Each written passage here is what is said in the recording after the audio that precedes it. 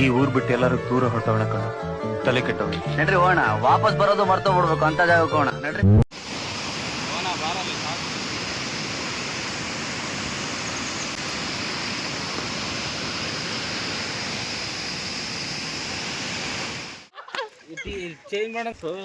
Jog falls,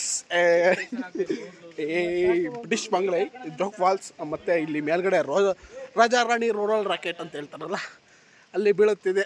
ಬರ್ರಿ ಹೋಗಿ ನೋಡ್ಕೊಂಬರ್ರಿ. ಈ ಜೋಗ್ ಫಾಲ್ಸ್ ಹಿಸ್ಟ್ರಿ ಬಗ್ಗೆ ನಿನಗೆ ಏನಾದರೂ ಗೊತ್ತಾ? ಹೇಳ. ಇದು ತುಂಬ ಹಳೆಯದಾದ ಪುರಾತನ ಪೂರ್ವಕವಾಗಿ ಹರಿತಂಥ ಒಂದು ನದಿ. ಇದು ಸಮುದ್ರದಲ್ಲಿ ಸೇರ್ತಿತ್ತು. ಓಹೋ. ಬಟ್ ಈಗ ಅದು ಏನಾಗಿದೆ ಅಂದರೆ, ಬಟ್ ಅದು ಧುಮುಕುವ ರಭಸದಲ್ಲಿ ಏನೈತೆ ಅದು ತುಂಬ ಆಳವಾಗಿ ಬೀಳುತ್ತೆ. ಧುಮುಕುವ ರಭಸದಲ್ಲಿ ಆಳವಾಗಿದೆ. ಬೆಟ್ಟ ಗುಡ್ಡಗಳ ನಡುವೆ ಕೊರೆದು ತುಂಬ ಆಳವಾಗಿ ಹೋಗುತ್ತೆ. ಕಲ್ಲು ದೊಡ್ಡ ದೊಡ್ಡ ಬಂಡೆಗಳು ಎಲ್ಲ ಬಿದ್ದು. ಓಕೆ. ಬಟ್ ಎಲ್ಲ ಆಳ ತುಂಬ ಆದ್ದರಿಂದ ಇವಾಗ ನಿಧಾನವಾಗಿ ಹರ್ತಕ್ಕಂಥ ಏನು ನೀರು ಬರ್ತವೆ, ಮಳೆ ಬಂದರೆ ಆ ನೀರು ಸೀದಾ ಬರ್ತವೆ. ಎಲ್ಲಿ ಬರ್ತವೆ?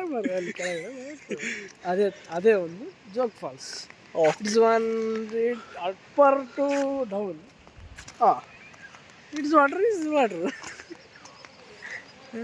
ಅಪ್ಪರು ಡೌನು, ಅಂಡರ್ ವಾಟರ್ ಅಂದರೆ ಮೇಲಿಂದ ಕೆಳಗಡೆ ಬೀಳ್ತಕ್ಕಂಥ, ಮೇಲಿಂದ ಕೆಳಗೆ ಬೀಳುವಂತಹ ಒಂದು ಪ್ರಕೃತಿಯಾದ ಒಂದು ನೀರಿನ ತಾಣವಯನೇ ಈ ಬಂಗ್ಲೆ ಕಾಣ್ತಿದೆಯಲ್ಲ, ಸರ್ಕಿಟ್ ಹೌಸ್. ಬ್ರಿಟಿಷ್ ಬಂಗ್ಲೆ ಅಂತ ಕರೀತಾರೆ. ಇದರಲ್ಲೇ ಲಾಡ್ಜಲ್ಲಿ ನಾವು ಸ್ಟೇ ಆಗಿರೋದು.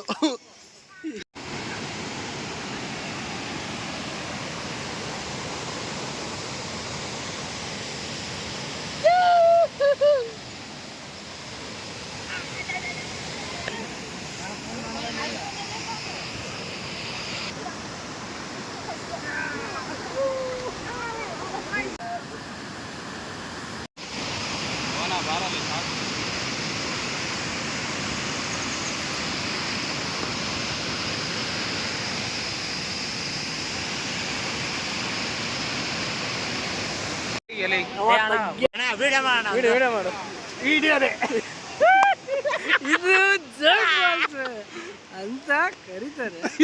ಜೋಗ್ ಫಾಲ್ಸ್ ಜಾಲಿ ಫುಲ್ ಜಾಲಿ.